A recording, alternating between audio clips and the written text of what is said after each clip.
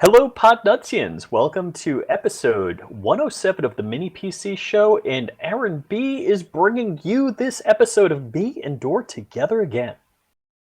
What's up, Dor? How's it going? Hey, Rich, I'll say it's going normal crazy. Being a government essential employee just means, nonstop work. In fact, I'm busier than ever because now apparently I'm also doing the job of some of our Department of Education people. Ooh, I bet. Yeah. Except for that, the wife is also working 40 hours a week. So yeah, quite busy, but I will say this, I'd much rather be busy than be bored, especially here around April 1st. I don't know about you.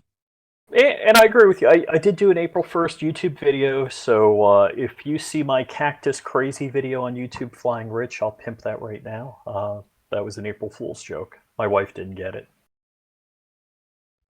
Very cool, very cool. And I will say, Brian is again still very busy. I will say working for one of the largest ISPs in the nation. I'm sure right now he is ridiculously slammed. I love how people are nonchalantly saying, well, now since we all have to stay indoors, you notice that they lifted those cap limits and it really is no big deal. Something tells Oh, it's a me big deal. it actually is a huge deal. And right now, the higher end technicians for these ISPs are working triple overtime to try to make sure everything is running smooth. And the only time we will know they're doing anything is when stuff stops working. Oh, absolutely. That's the blight of the IT world. Look, it's like everybody with a sewer system in a town flushing the toilet at 5 o'clock exactly. A whole bunch of crap going down a pipeline isn't a good thing. Not at all. Not at all. I'll also say Brett was definitely busy.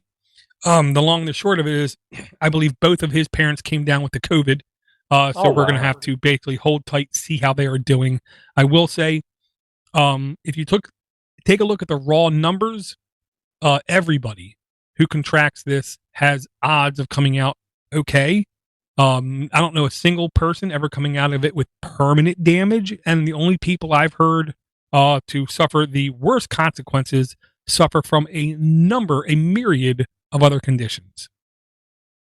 So I heard some early stuff, and I don't want to discuss it just because it doesn't sound correct. I'll tell you what I don't like, and I think it's just how things are getting reported. So if you go to the Johns Hopkins website, which I do every morning, nobody in the state of Florida has recovered.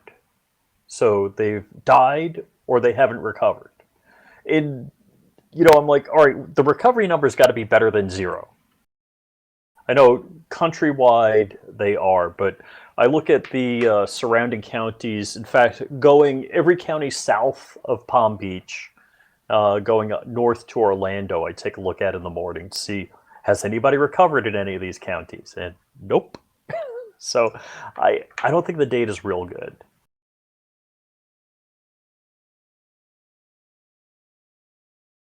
Now I did it's funny because we talk about it.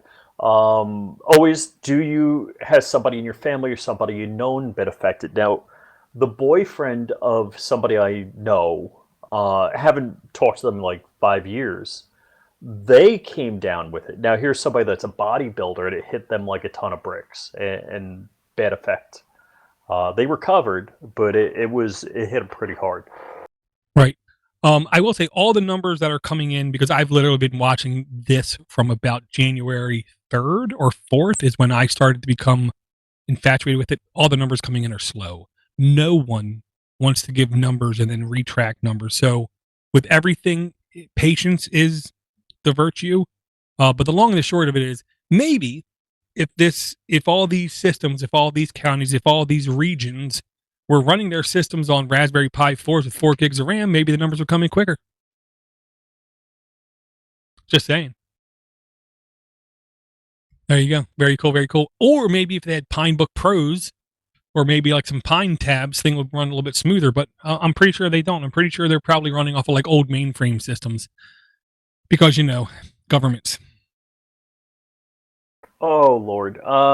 Yeah, that's I got a work project, and the work project has nothing to do with anything in my wheelhouse. It's basically an inventory that includes mainframes, minis, figure out what's running, what's not running, this is having nothing to do with my job specification. But whatever, they want me to do something, I do it. And then they come back to me and they're like, oh, and tell us which ones can be decommissioned and don't need a service contract. I'm like, will do. I wish you asked me that at the beginning.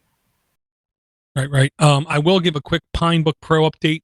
The update is I have followed one of the links on the official wiki after receiving my WD Blue 240 gig, I believe, NVMe drive for around $48. Installing it was a little bit of a trick.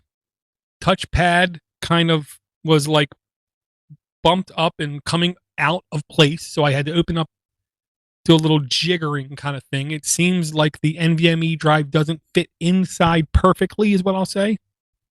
And now, when you ordered the first batch, you had to put in a request to get a correct NVMe holder, and I was informed I did not need the new holder, and it looks like I don't. It just looks like things in there are quite tight. I'm completely blind, so I literally had to take a webcam, connect it to a articulating arm, and on a second computer zoom in so I can see what I'm doing. Oh my gosh. Oh, I had no idea. The long and the short of it is I got the drive installed correctly. I positioned it so the touchpad isn't popping out too much. But I followed a link on the wiki to make it a bootable device, and I thought I hard bricked the Pinebook for 2 days. I finally just broke down and entered the IRC, the official IRC for Pine, and they were like, "Why would you do something like that? That's stupid." And I said, "Because it was linked on the wiki." Oh well, that's old. That should be taken down. I said, oh Lord. Well, can you please take it down? And then can I ask how the hell can I get my computer back up and running again? And the guys were very nice on how to do it. And then Mr. Fix-It, who has been prolific in the Pine community for putting out good stuff, told me, look, here's how you do it. And he shot me a couple links. I have no problem in saying he assumed my intelligence in Linux was a little bit higher than it is. So I have the linked bookmark. Really? I'm going to keep revisiting it and see if I can comprehend what I'm supposed to do. But for now, it's booting off of either eMMC, running Manjaro ARM, which is unbelievably smooth and crisp. It's running Plasma, or running off of SD card, which is running the official Pine Debian distribution. Now, here's the long and the short of it, Rich. Okay, ready? I bought a USB hub with USB-C pass-through for power, USB 3 for speed, USB 2, because why not, and then HDMI. Because on the official Pine Wiki, yet again, it said it was completely compatible with Manjaro. Okay? I connect it, I load it, I boot it up, and I also have a, long story short, micro USB to Ethernet adapter, because my Wi-Fi in my house is horrid. It sucks. It's putrid. It's horrible. But it's better than my Wi-Fi. I mean, my hardwired is better than my Wi-Fi, even when it's through a micro USB to Ethernet 10100 plug. Okay, I plug it up. I boot to Manjaro. I boot to Debian. Okay, I boot to Manjaro, where the wiki says HDMI works. HDMI doesn't work. The Ethernet works. Okay, I then boot to Debian, and I boot to Debian, and the Ethernet doesn't work, and the HDMI does work. And I had two friends tell me that I needed to send in a bug report to them to let them know that this wasn't working. And I'll just tell you this, between me and you, Rich, the worst thing you can do is tell somebody working with Arch or Manjaro that something doesn't work, because they'll just tell me that I'm doing it wrong. Pretty much, yeah. I'm sure. So I'm never going to tell anybody involved with Arch that something doesn't work, because I'm pretty sure they're always going to say it's my fault, I'm stupid. So, discounting that, taking that out of the equation, the hub is working pretty good. The laptop is still easily 8 to 10 hours of battery life. Now that I don't go to work, I'm telecommuting 40 hours a week. I don't use it as many hours out of the day. But when I do, the damn thing still works near desktop speeds, is the best way I can put it. Mm-hmm. Mm-hmm. That's very cool.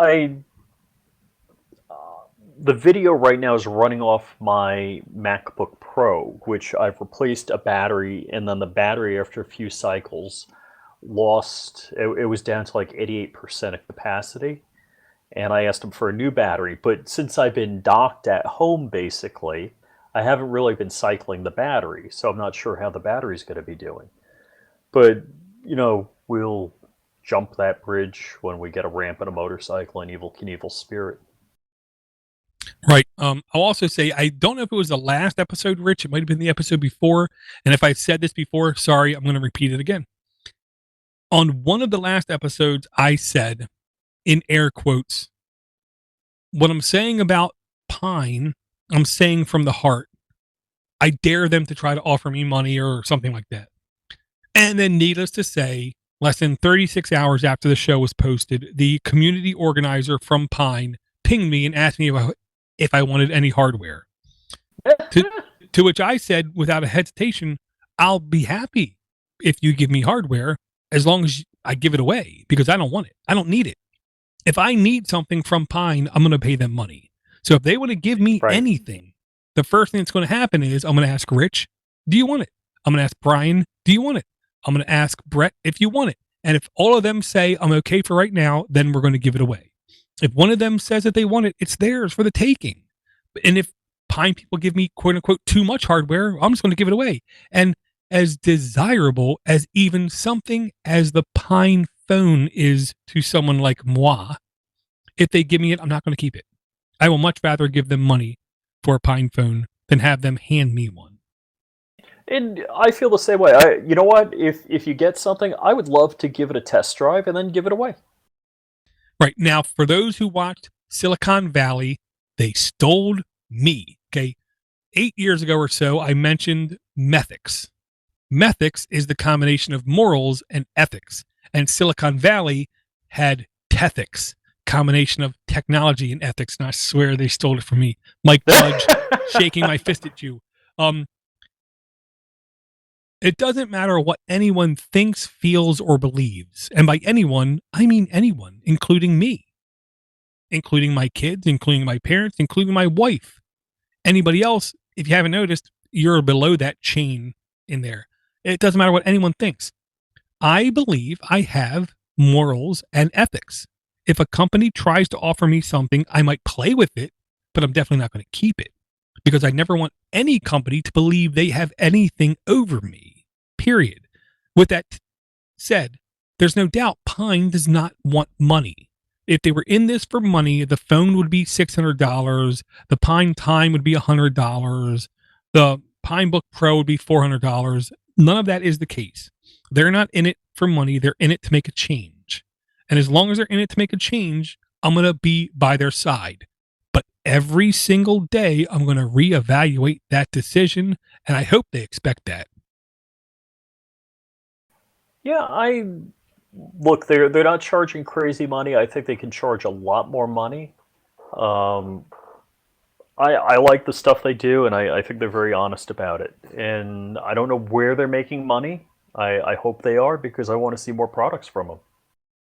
Absolutely. And I'll say again, Aaron B. was the guy who made this Patreon possible. And I will say, if you like any podcast that you listen to, not just Podnutz, if you like any podcast that you listen to and it is ad-free, you really need to at least send them an email just saying thank you.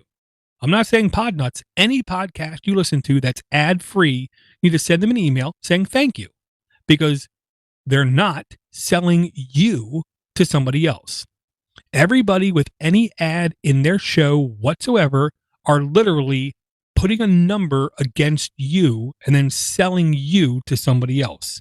That's not what Podnutz does. That's not what Podnutz tries to do. So thank you, Aaron B. You're the man. Okay, now I digress. Okay, Rich, there's been more than a couple pieces of hardware news, more than a couple pieces of software news, but let's focus on the work from home mentality, WFH mentality kind of thing. And I'll say right now, there's two things out there that will work on mini PCs or full computers that people need to utterly be aware of.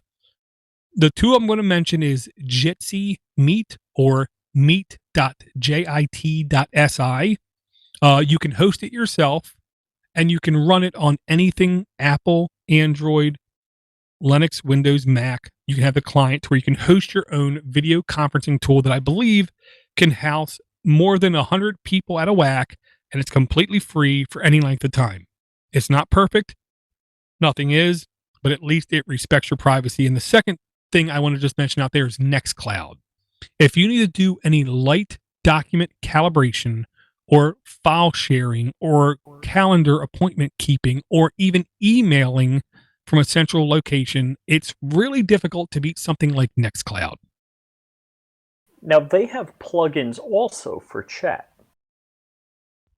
Nextcloud has two of them. One of them is a XMPP, which is like the previous version of Google Hangout, aka Pigeon style, almost IRC type chat, which is definitely networkable, communicatable. But they do have also Nextcloud Talk, which is a voice video communication system, which I will say I've never seen great success hosting the OS on a mini PC. Now, if you host it on even a 7-year-old laptop, Nextcloud Talk works as good, if not better, than things like Google Hangouts or FaceTime. Oh, no way. Oh, okay. I don't have any experience. I've been installing Nextcloud on my o-droid XU4 or my o-droid HC1, which is behind me here. Because when I departed Orlando, I figured, let me bring this home with me and give it a brain upgrade when I'm not using it. Because it's basically my CPAP machine. I need to hear something to keep my brain out of my own head so I can sleep. And so I'll play TV series that I've seen before.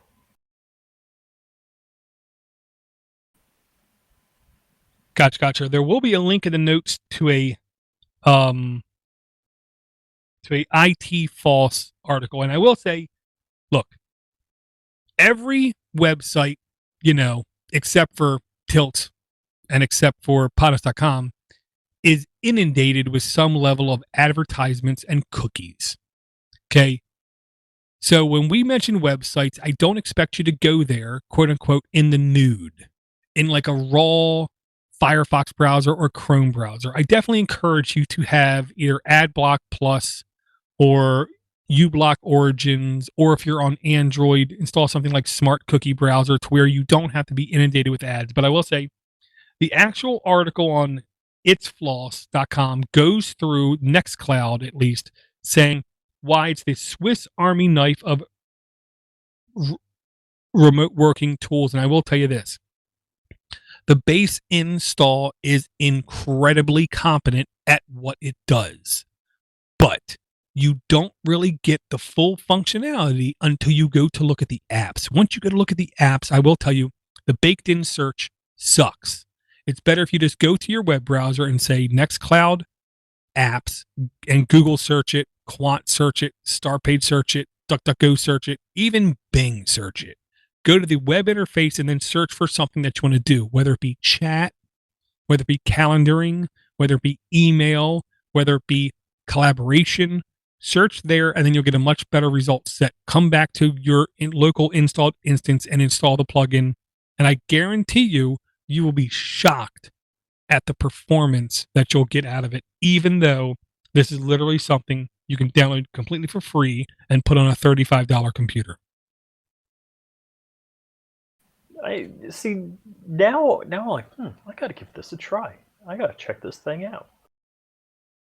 Well, I mean, you can, or if you require like the back end admin console, I will say it again: Own Your Bits, all one word, ownyourbits.com/downloads, and they have direct customized downloads for Raspberry Pi, Rock 64, or VM, or x86.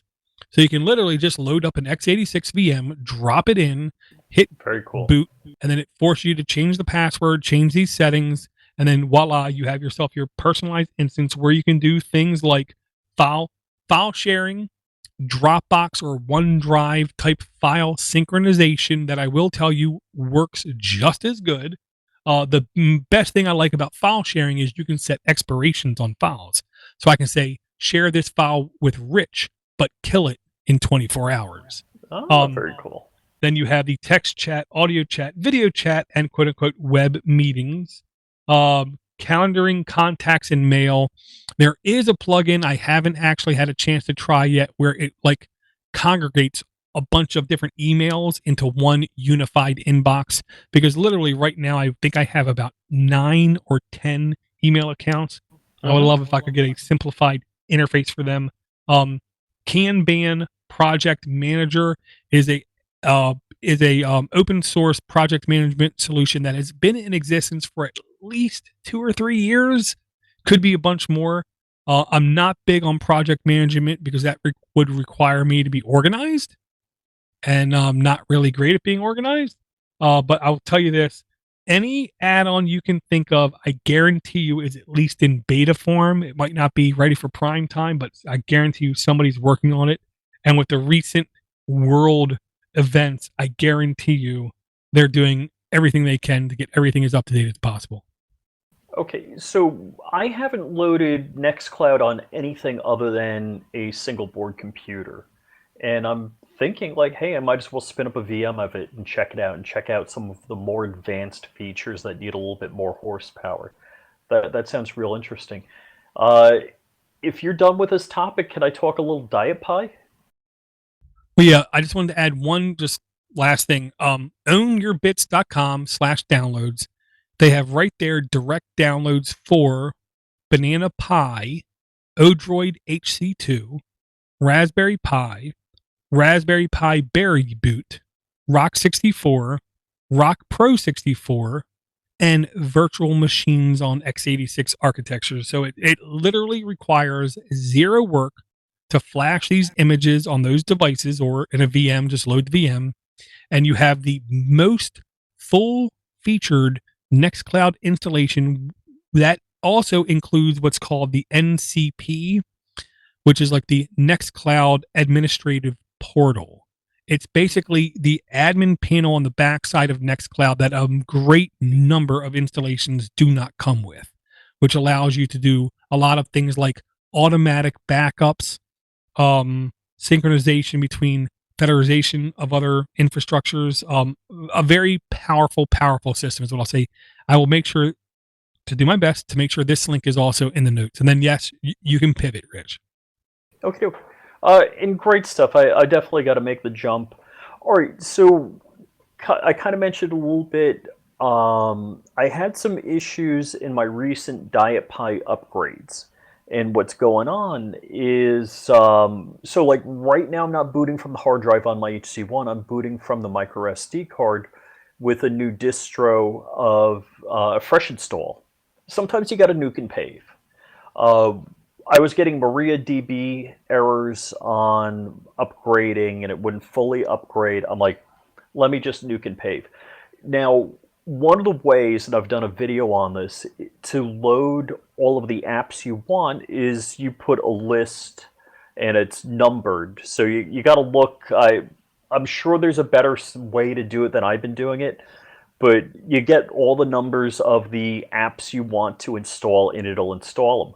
But now you got to realize there's core things that the apps are going to use. They might use Redis, they might use MariaDB. And what I found is if you do, I want these things, a whole swath of apps, it fails.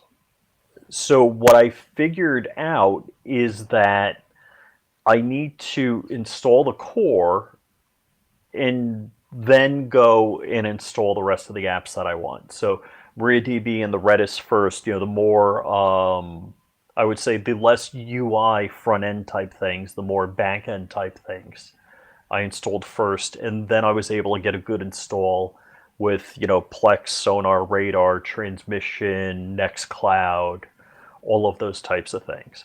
And I do use Nextcloud because I pretty much all of my YouTube videos I shoot on my phone, and I'll shoot on one of two phones, actually my Note 4 and my Note 8, and sometimes I got a little action camera. And getting the video off the phone can be a pain in the ass. What happened to, like, you're in a crowd of people, you're supposed to be able to, like, fling data by gesturing your phone at somebody? I mean, shouldn't I be able, it's 2020. Shouldn't I be able to just fling my phone at my laptop and the data goes there, whatever file I want? So Nextcloud is a pretty good solution to that. So I'll, upload it to Nextcloud, download it to my Mac, and edit the video in iMovie, which I'm really looking to wean myself off and do it with, DaVinci Resolve Blackmagic, which is cross-platform. And unfortunately, it doesn't run on the graphics card on the new Nook that I got. So I'm kind of bummed about that. Gotcha. I will say the promise of ubiquitous data unfortunately requires a little bit of giving up. With ultimate convenience, you must give up security, is the long and the short of it, which I know nobody wants to hear. There are solutions out there that promise they make it possible for you to be able to fling data across to different devices. None of the ones that I've seen tend to work for any length of time, or else I would have suggested them to you. And yeah, we go through this on a regular basis. Probably the most frequent question I ask you is like, how do I get data off my phone? In series today, video I shot on my Note 4, I reached in, I pulled the micro SD card out, I pulled one of these USB adapters out, shoved it in my Mac, and, edited the video. Gotcha. The one thing I did want to say, Rich, I almost forgot, I'm sorry, was, again, Pine tries to be transparent, okay? Nobody can be completely transparent. Let's just get that over with. Pine tries to be transparent. Pine 64, they have a monthly newsletter saying, this is what's happening, opening up the robe. You can see here, I have this. See here, I have that. One of the biggest changes I'll say is, number one, Debian will not be installed as the default operating system moving forward on the Pinebook Pro. That to me is kind of big news. They're going to switch everything over to Manjaro as the default distribution, number one. Number two, COVID-19, coronavirus, SARS-2, whatever, has definitely hampered the pace of things getting released.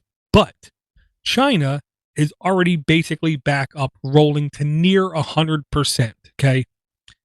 Again, convenience and security are on opposite ends of a pole. The two shall never meet. Over in China, you have no freedom, which is like convenience. But as far as security is concerned, they can lock down a city like nobody's business. And they kind of did. So they expect shipments to ramp up here pretty soon. They ship basically from China to Hong Kong, and then Hong Kong out to the rest of the world. So they expect Pinebook Pro shipments to start shipping before 2 weeks from now, is what I'm going to say. They also expect more Pine Times to be done. And I want to say they hoped by mid-April to the end of April to have the Pine tablets ready to ship. I will say that's one of the devices I'm literally giddy for.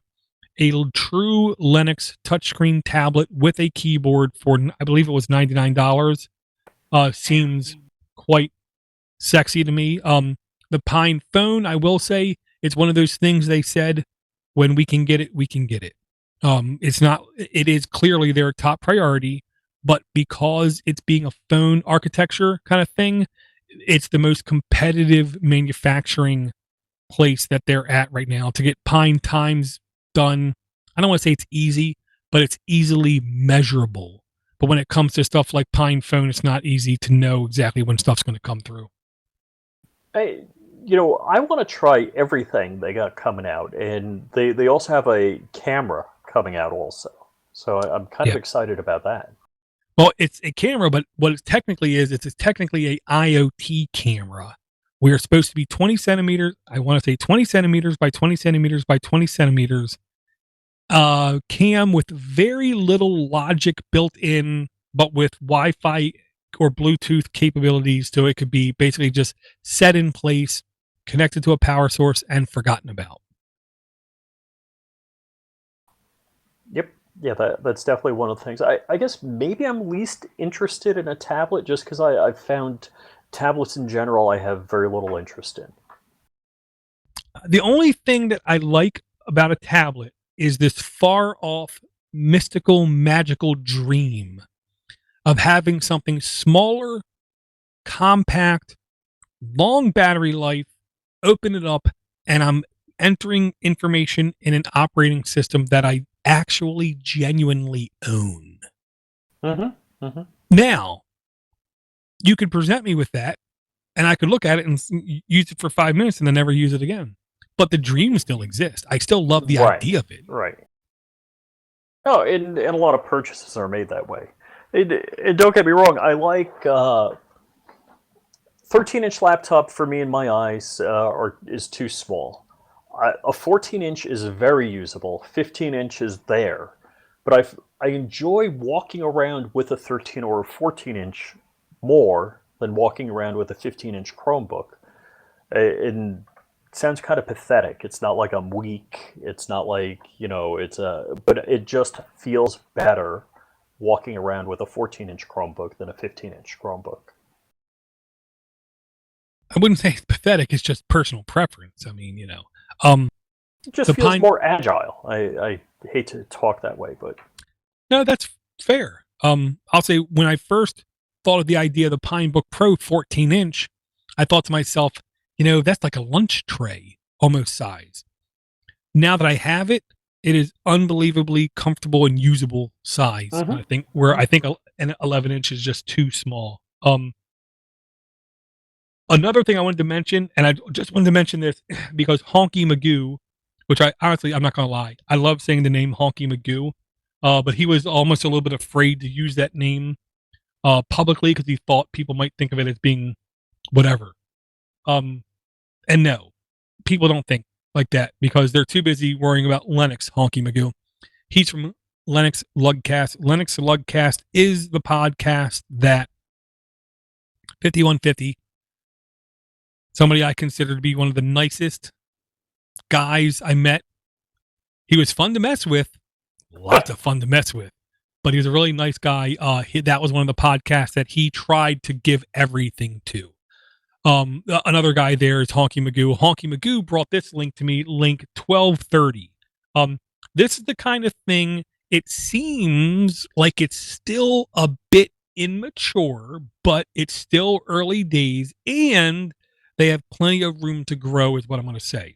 Okay. And the main reason I mentioned 5150 when I mentioned this was because this integrates some of the technology that he was infatuated with.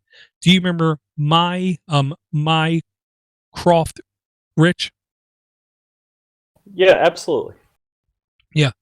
Mycroft is what was trying to be the open source alternative to a Google Home or a Amazon Alexa or the mysterious Cortana device that never existed, or the Apple, was it a Home Molest-U Hub or something like that? HomePod.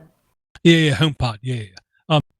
Plasma Big Screen is trying to replace all of that, but in a big screen fashion. Okay, so what I ask people to do is to actually just close your eyes and stop and think of a beautiful background image presented with, I don't want to say metro-like tiles, but small rectangles that go in a horizontal, in a vertical format is the main menu, and the horizontal is the sub-menus, almost the exact opposite of the classic PlayStation menu. Classic PlayStation menu, you go left to right and you go through the categories, you go up and down and you go through the subcategories, okay? Plasma big screen is basically set in the exact opposite format, but it's basically KDE Plasma, big screen formatted, with options to be voice controlled, but you do need special hardware for it. And by special hardware, I just mean the particular hardware that they use. The remotes, I want to say, around $25 to $35. And you can do interactive voice searches with things like SoundCloud, YouTube. There was at least 2 or 3 more you could do interactive searches with, but you could also just pull up a regular big screen browser or YouTube or other types of streaming media, and you could just watch what you want. It does have support for things like Netflix, Kodi, Hulu, BBC World News, Twitch, Plex, Discord, Wikidata. It just keeps going on and on. But I will encourage everyone to at least check this out. This is incredibly immature. I guarantee you in 3 months from now, it's going to be tenfold better. And I guarantee you 6 months from now, it's going to be 100 times better. This is the kind of project where I really want people to give support to, give, credence to, download, and give feedback to. Because this is the kind of project where if you do not give feedback to, it will not grow. And again, Honky Magoo, Linux Lugcast. If you don't know that podcast, right now, stop. And I'm almost tempted to tell you to unsubscribe, because if you don't know about that podcast, I don't know what you're listening to. But Linux Lugcast, really nice guys, for the most part. Really nice guys, really smart guys, for the most part. Guys like Honky Magoo. Listen to them, have fun, and they encourage you to openly partake. And then you too can be on a podcast.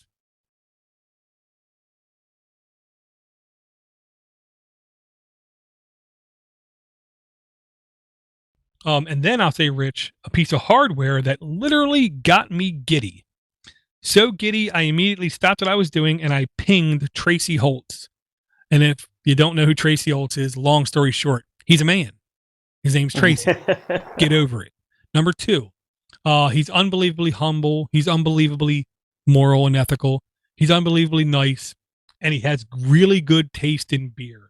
But line 1232 is a device that me and Tracy were dreaming about like 10 years ago. Like, why can't we find a small form factor dual gig Ethernet device that we could put into a small business, have it as a managed gateway, a firewall solution, a router, and do everything that we want to do as a small business and administration.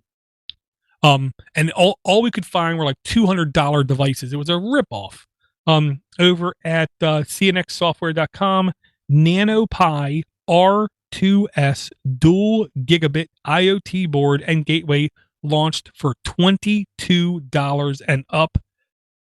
Tickle me fancy. Oh, this is pretty exciting. Okay, so 1 gig of RAM, that gets you in, I don't know, I hate to sound ignorant here. I guess there are a couple of ARM-based firewalls out there. I'm pretty sure OpenWRT, DDWRT have an ARM version of it. Hopefully they got a flavor that runs on this, because that's the killer app. Well, I'll say pfSense, they want you to pay for their ARM versions. Their x86 versions are completely free. There's at least, I'll say, 6 or 7 versions. IP, I want to say Filter, IP Cop, at least 2 or 3 more. Now, here's the thing. None of them that run on ARM are as mature as the ones that run on x86, which just means this, and I promise anybody out there, if you put your time into installing it and configuring it right, you will get it to purr. Okay. Now, I definitely encourage anyone thinking about doing this for a business, just buy one of these, install whatever operating system is on it, then run a monitoring tool like Cacti, won't be in the notes, too busy, and monitor the gateway 24/7, nonstop. You'll need, a good sized drive with log files. And then you can see if this is an actual solution that you can actually offer in a custom enclosure to a business as a actual secure, monitorable, routable gateway to where you can actually do things like host, I don't know, secure FTP, or you can actually have a remote desktop gateway that only allows certain IP addresses to come into your network. This is the kind of thing that a small business entrepreneur with a little bit of, Oh, sure. You could run OpenVPN on this. yeah, if they had just a little bit of elbow grease, could turn this little $22 device into a $20,000 a year enterprise. Oh yeah, yeah. Now, not that it's a shortcoming. I kind of like things that do exactly what they're supposed to do and nothing more. Now, there's no Wi-Fi on this. You could drop a Wi-Fi into the USB 2.0 port, but then again, if you just want this to be the gateway, the VPN, the router for your business, that's fine. Have Wi-Fi on another device. I like it. I think it's the right combination of equipment. You're not overpaying for hardware you're not going to be using. You got a gig of RAM that allows you to do a bunch. I don't think you're gonna. I don't think a gig of RAM is a hardship. It's not like Raspberry Pi 4. You want 4 gigs of RAM to do stuff. You're not doing stuff, and most routers don't have a gig of RAM. Oh yeah, most routers have far, far less. I will say, I believe it starts out with a gig. I do believe you can go up to at least 2 or 3 gig, but doing non-GUI, non-desktop type applications, you honestly don't need more than a gig. Now, the only other time I've seen you need more RAM is when you're doing database solutions. Again, this is a router, this is a gateway, this is a firewall, this is not a database. So a gig, in my opinion, is plenty for a huge majority of the task that this is intended to run.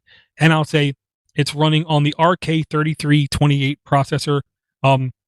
If you guys recall or remember, over a year ago, I said 3399 was the future of these mini computers. This is a predecessor to it. So this is not a modern processor. Do not expect to do machine learning, artificial intelligence, facial recognition, any of that kind of thing on this kind of processor. Again, firewalls, routers, gateways do not need extreme processing power, okay? They just need to be stable. I am slightly worried that it says the temperature range is from 20C to 70C. I prefer to have my electronics below 70C, like if possible around 50C. I will say with these super micro computers, heat can be a problem. So that's one thing you just got to be aware of. Yeah, I'm thinking about it, the only thing I haven't had a heat issue with is a Pi Zero. Small SBCs. Pi Zeros, let me think. Well, once you go to Raspberry Pi size or bigger, I haven't really had any issues, but smaller than normal Raspberry Pis, everything I've had has ran hot, except for a Zero. I think you're right. I think I have to agree with you on that. And anything Orange Pi runs hot. Anything Orange Pi might catch your house on fire.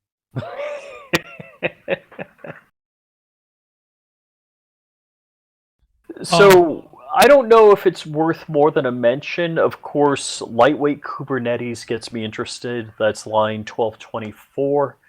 And I've got a series in my mind I have not shot the first video yet of, but I wanted to go from basics, basic single board computing all the way up to cluster computing. And, just do a tutorial on that explaining how it all works. And going from the super no question is a dumb question, like downloading Etcher, whether it's on a PC, a Mac, Linux, and, loading, whether it's Diet Pi or Raspbian the first time around. And I wanted to do like a basics all the way, working the way up. So this would fit in that paradigm. Well, the one thing I'd ask you is like 2 questions, Rich. For the layman, how would you describe Kubernetes? But 2, what is clustering, why clustering, and when clustering? Which I know that's a lot of questions. Okay, and great questions, and I like you playing the foil that way. And I'd say, well, of course Kubernetes because it's just like VMs but lighter weight, and then nobody knows what a VM is. Um, and I always have trouble explaining what a virtualized machine is, and basically, the I don't know how technical this is, but when you virtualize hardware, what it means is the hardware exists as software on the host device. In what Kubernetes does, Docker does, is it basically abstracts it a little bit further down than that. It's just the user space where the user runs the apps gets abstracted into something a little bit bigger that runs the operating system also.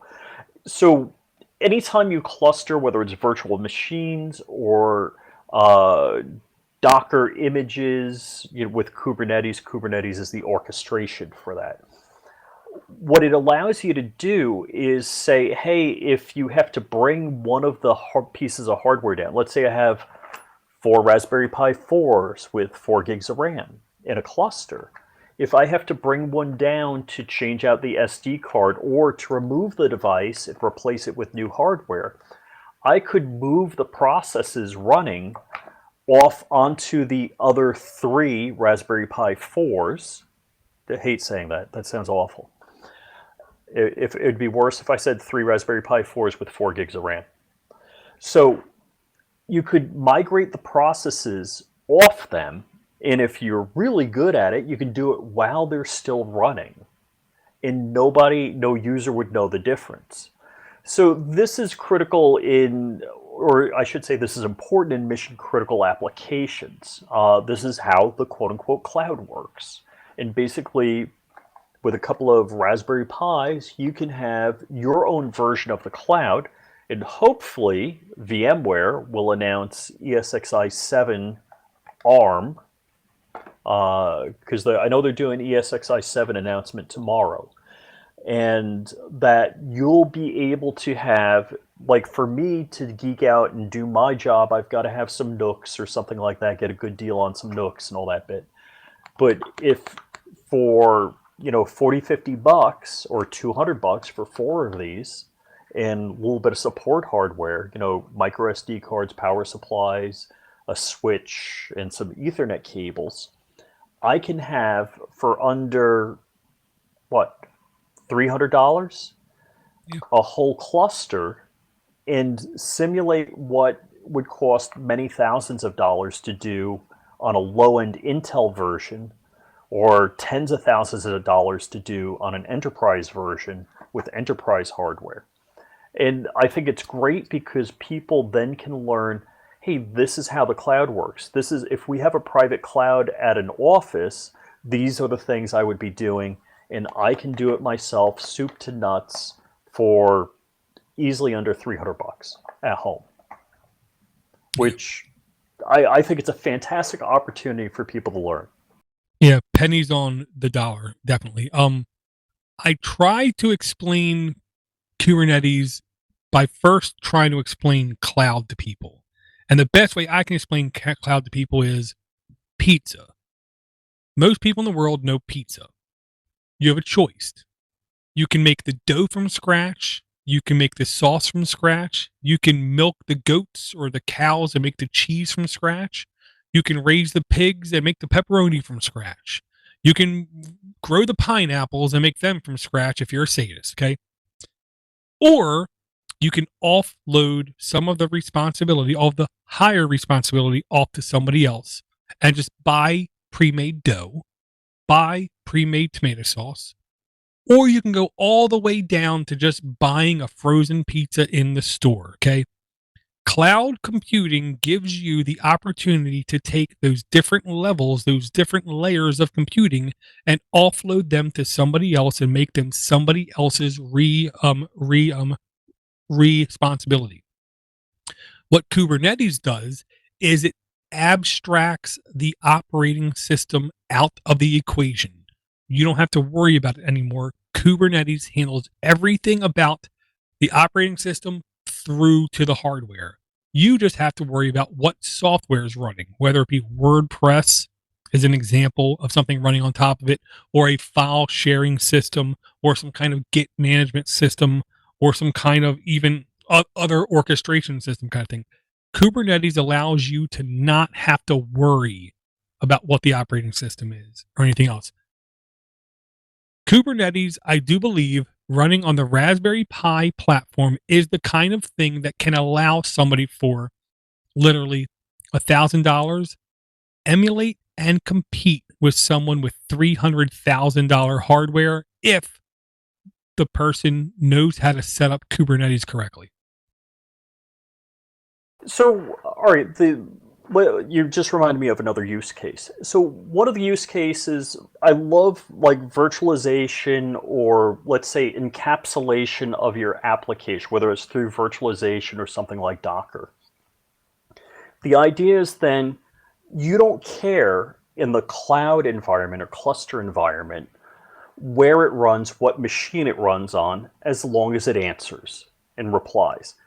Now, so the great thing is if you're replacing hardware, you never care about the operating system, what model number it is, what specific drive array or controller, SATA card, SATA drive. You don't care about that crap at all once that stuff gets abstracted, which is great because now you're not dependent on particular drivers for things. So the other cool thing that you get is, say I have a cluster of 4 Raspberry Pis, and my wife, my daughter, and 2 of her friends are watching Plex. Well, Kubernetes, if I'm running Plex in Kubernetes, can say, well, one instance is good for 1 to 2 streams, but they're streaming stuff in HD. You know what? I'm going to spin up another instance of Plex. I'm going to run it on another piece of hardware that has less CPU going on, and I'll serve that out to the person that's getting that high definition movie and, you know, high bandwidth, high rate movie. I'm going to serve it out to them on their own machine. And then it can collapse. So it can say, whoop, now we're doing database stuff, and let me spin up, you know, more instances of databases so people can do things. So that's some of the cool things, because the economy of the cloud is most corporations aren't using their computer systems 24/7. So there's that 16 hours typically you're sitting idle with your hardware. Yeah, I can't remember who it was, but I know Dennis Leary. I know, sorry to complete tangent. Dennis Leary had a comedy special back in like 94 where he blamed some hypersensitive singer in his youth that wanted more men to be more sensitive, so he didn't get any action for like a decade. And that's what Kubernetes is. It also allows it to be a sensitive platform to where you can sense when processors get overtaxed or RAM gets overtaxed or disk IO gets overtaxed or anything gets overtaxed and say, whoa, I sense you are a little busy. Let me give you some more resources. So you can literally say, turn down the resources on this WordPress instance, turn up the resources on the Plex instance, give it some more RAM, give it some more processor, give it some more disk IO or something else to help alleviate whatever situation it finds itself in. Now, that does require somebody with some genuine experience in the ecosystem, but it's the kind of experience you can get on a $35 computing cluster, which can lead to an easy $140,000 to $200,000 job. Absolutely. So yeah, I want to see VMware launch vSphere or whatever the hell on the Raspberry Pi cluster. And then I want to see everybody else react and say, well, we need to do something too. And I want to see all the other platforms start to clamor and start to offer custom built ARM solutions for pennies on the dollar, yet give you the functionality of $2 million hardware stacks. Right. And I think it's only a matter of time. Yeah, well, I think it's a matter of time. I hope it's soon. I've been itching for this for well over a year since they teased it in Vegas. I was there 2018 in August at VMworld, and they I hate to say it, I don't remember the guy's name, but the CEO of VMware has got a Raspberry Pi in his hand and he's saying, ESXi is running on this. No, it hasn't made it out to us yet. Gotcha. And really quick, because we're already going long for what I thought we were going to go for. Number one, Chad Baker, newest Patreon guy. Thank you very much, Chad. I believe I actually have accounts being charged now on Patreon because I didn't for like a year. So thank you very much for putting up with us, Chad, and every other Patreon, including Mark, Russell, Aaron, everybody else. We do have an actual email, and this comes from Scott Remick. And I'm going to take a moment to say copy over here, and I'm hitting copy, and I want to come over here and hit paste just so it's more easy on my eyes. Okay, here we go. Now let me just, for the video user, click email, click transition, and say from Scott. Title of the email was Best Open Raspberry Pi Alternative, and the email goes, so I have quite a few Raspberry Pis, and they are okay for what I'm using them for. I've never found them to be a great GUI desktop device, though. I know you frequently complain that the Pi isn't really open and using closed proprietary blobs for main components, an option that a opinion that aligns with my own values. However, I've been burned in the past dabbing with alternative Pine 64 due to lack of decent software driver image support. Meanwhile, as close as the Pi is, it has excellent support with frequent solid software images being released. So that raises today's questions. What do you feel is the most open platform that also has good active software driver support? Here's my criteria.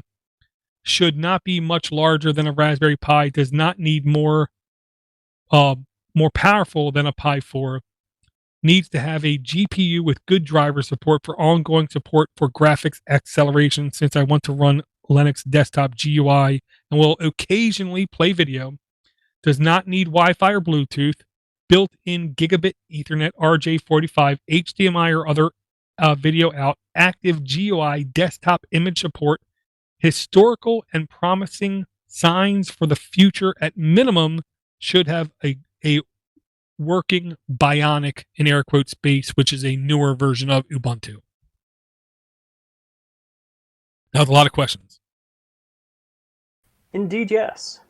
And I was first hoping he was going to ask what's the best software, because I was going to, I had answers in my head all lined up saying, well, Armbian has maybe the best desktop performance out of any operating system that I've been able to put on a mini computer. With all things put aside, I put Armbian on versus Raspbian versus anything else, and it seems like Armbian just performs better, but he's asking for hardware. And I'll say it like this. One of the best, most continuous and ongoing, highest rated mini computing boards for video performance, there's only one. Nothing else, lie, two, that meet this criteria. Number one is a Jetson Nano. Jetson Nano is $100. So let's not say that one. But the one that I would actually suggest is one that I would never suggest for any other use case, and that's an Asus Tinkerboard. The Asus Tinkerboard GPU is highly performing.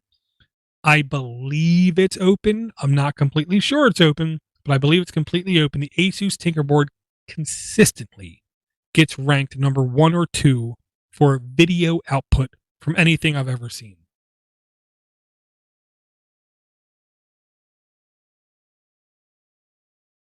Or I'll say this, you have the o-droid Rich that is marketed as being the desktop home entertainment I believe it's the N2?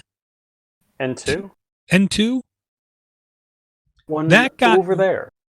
that got pretty high marks as well. As the way I'll put it, if the Asus Tinkerboard is a 10 out of 10, the o-droid N2 was at least an 8 out of 10. But if you take the bang versus buck ratio, the N2 destroys the Tinkerboard. Now, if you have to have 4K, 60 frames a second on all your video, then you almost have to go with the Tinkerboard. But if you just need good, solid video output, then I do think the o-droid N2 is probably the best bang for your buck. And if you go through a Maridroid, you will also be able to get a case, power supply, and everything else ready to roll in one neat shipping package. With the Asus Tinkerboard, you have to find people selling bundles, which I'm sure would end up being probably twice as much as the Asus Tinkerboard. And I'll say, in the past, I said a great many things negative about the Asus Tinkerboard, believing that they weren't serious, that they weren't going to keep it up, that they were just in this for try to get headlines. And I have no problem saying I was completely wrong. They've actually launched a second revision of the Asus Tinkerboard, and it seems like they're actually taking this serious. So since you talked it up, I had to get my o-droid N2. The case is really nice. Definitely get it with the case. The only thing I'm going to quip about is I don't know who has fingers tiny enough to get the micro SD card in and out. I don't think you were thinking too well or saw my American fat fingers when you decided the slot only has to be precisely the width of a micro SD card. That's my only quip about it. Great case. Really like this hardware. Have not used and abused it enough, but I will be getting there. Well, and I believe, if I'm not mistaken, Rich, literally almost half of the case is a heatsink. Well, yeah, if you look at it, the bottom half is a heatsink. Very cool. So this is not much different than the o-droid HC1, HC2. I have not had any heat issues or reported heat issues from the OS. Believe it or not, my o-droid HC1, I do have heat issues reported, and I've been using a fan. I actually keep my o-droid HC1 upside down, and I lay a box fan, small, like 120 millimeter or whatever box fan on it. And but this I've had no heat issues with. Gotcha. And again, I'll say I have no problem recommending a Maridroid if you're in the continental 48. I believe even in Canduadia or Mexicana, you can also use a Maridroid and get very quick shipping. I have no problem saying that a great number of companies out there have horrible customer service. A Maridroid is a very small operation, yet they strive really a lot to have really good customer service. And if you're dissatisfied with them in any shape, way, or form, I guarantee you send them an email and you will hear back from a person, not from an automated reply system. And they will do everything in their power to try to make stuff right. And they're another company that has never tried to give me anything. But if they did, I'm pretty sure I'd give that away too. Yeah, I've actually called the owner up and talked to him, because I kind of figured out where they were and what their phone number was and said hello. And, told him I appreciate, his business, what he does. Very cool. The only last thing I just wanted to mention offhandedly was I only wanted to mention it, Rich, very selfishly, to make sure that it's in the notes. So the next time I look this kind of stuff up, I can find it. Line 1, 2, 3, 3 in our notes. And it has a little bit of linkage, I'm not going to lie, back to the Pine phone, but only tangentially, okay? Anbox, Anbox. Anbox is a system that tries to allow you the importation and running of Google Android APK files. Now, these APK files cannot rely on certain sensors being there, like a magnetometer. I don't know a single mini computer that has a magnetometer, okay? If it needs a gyroscope, well, you need specialized hardware. If you My need Atomic Google, Pi has a magnetometer. yes, it does. And if you require Google Play services like Google Maps, this will not work either. But if you need just basic Android APKs running in Linux, not in Android, but in Linux, then Anbox, ANBOX is the solution. And Anbox, I'm going to put this link in the notes, has a ARM64 version of it, which is supposed to allow you to run this on most like Raspberry Pi type and Pine type and o-droid type ARM hardware is what I'm going to say. I haven't had a chance to try it yet. It wants to be installed on Ubuntu. So if you're running on Raspberry Pi, o-droid, or Pine, you have to install a Ubuntu derivative to get this to run. I immediately tried to run it on my Debian Pinebook Pro, and because it's Debian, it does not support, I believe it was Snap, so I couldn't get the thing to work. I didn't trust running it any other way. I always am interested in getting certain Android applications running in Linux, because if I do, certain things in Android are has a much easier workflow than in Linux. And granted, it's not a majority of things I do, but it is some of the things I do. So I want to make sure this is in the notes, literally just for me. Hey, that's very cool. One last thing about o-droid, and tell me if I'm wrong on this. I don't know of an o-droid that has Wi-Fi on it. No, typically the o-droid mantra is we only are going to give you RAM, processor, and gigabit NIC, or a hardwired NIC. Everything else you're on your own. They want to strip everything down and only offer the bare essentials. They are also the company that they don't offer stuff like PCIe very frequently either. They just offer USB, USB 3, gigabit NIC, and that's it. And if you want Wi-Fi, Bluetooth, if you want SATA or other type of connections, you're going to have to jury-rig it yourself. Well, this does have an RF sensor on it and 4 USB 3 ports, which is pretty freaking amazing. Yeah, I'll say about half of the o-droids I own have the infrared receiver. Very cool, very cool. Were there any other links you wanted to bring up there in the show there, Rich?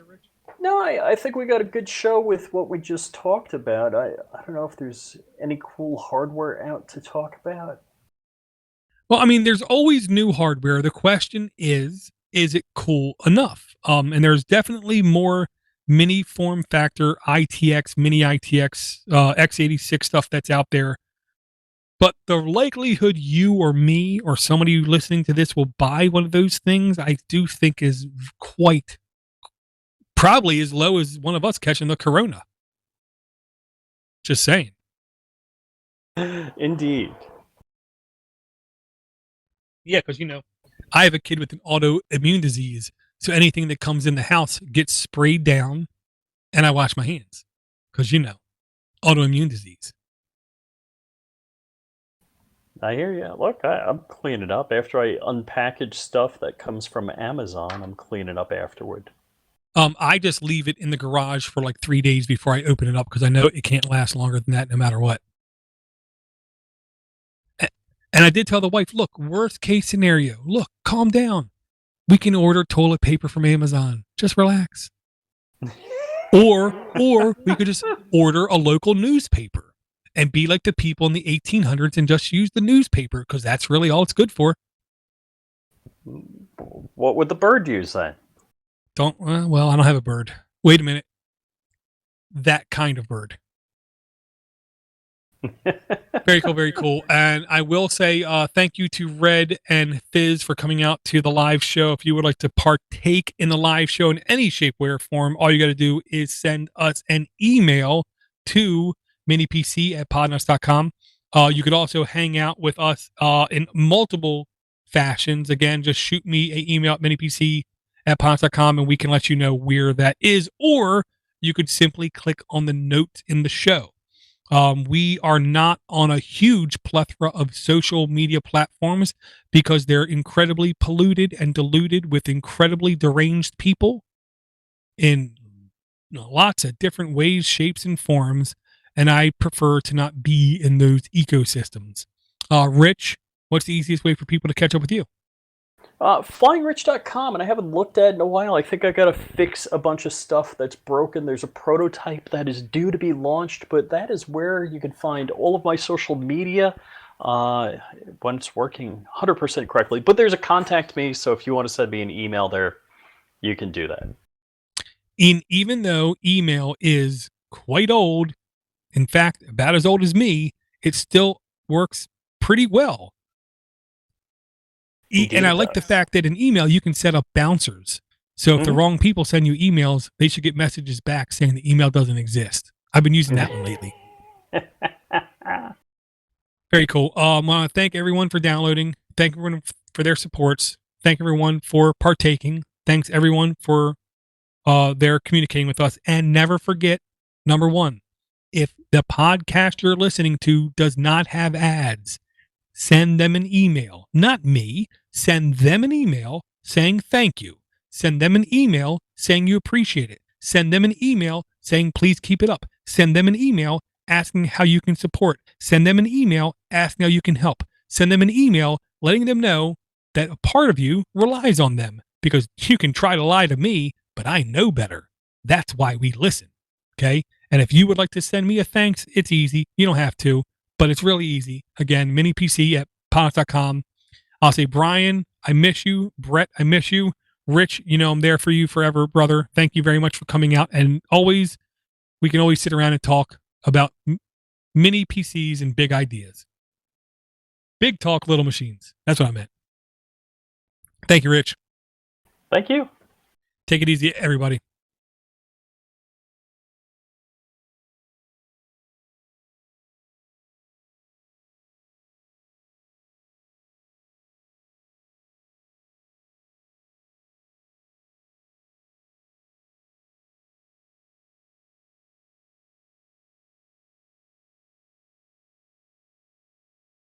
For kids, and he said the mic was still on. He says, "Now that little bastards are asleep, let's go get a drink." And then he got fired. No idea. Really? I have no idea. But the only thing that comes to mind, if you never watched the movie Death to Smoochie, I will pay you money to watch the movie Death to Smoochie. Robin Williams, Ed Norton, both of them kids show hosts that are like want to kill each other. It's great.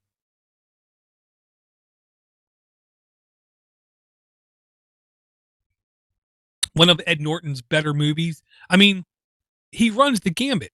On one side, you have American History X. On the other side, you have Death to Smoochie. Both times he just acts perfectly.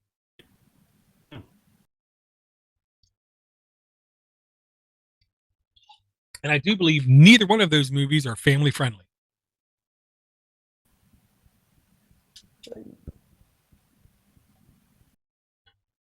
Because my dad used to talk about that all the time, and I'm trying to find. Well, I don't know who it was. Yeah, I will tell you, if you want a really funny clip from the radio, Earl Weaver, former Baltimore Orioles manager, used to have a weekly radio show where the host would have him on and they would answer questions from the fans, and he would constantly come on just completely beyond drunk and just nonstop cuss. I mean, he made Archie Bunker look like Mr. Rogers. He was so vulgar. Oh, man. Man, I listen to him once in a while just to remind myself of how not to act. It was ridiculous. Oh, that's funny. Yeah, let me go like this, because all you got to do is say youtube.com, because it's always on YouTube. Everything's on YouTube, and say Earl EARL Weaver Radio Rant, and it's Manager's Corner, and it was posted 13 years ago I will encourage everyone, do not listen to this with children around. Whatever you do, because it is not family friendly and it is not politically correct at all. Hence, he fit in perfect in Baltimore. I'm gonna kill the live stream again. Red and Fizz, thank you guys for coming out. And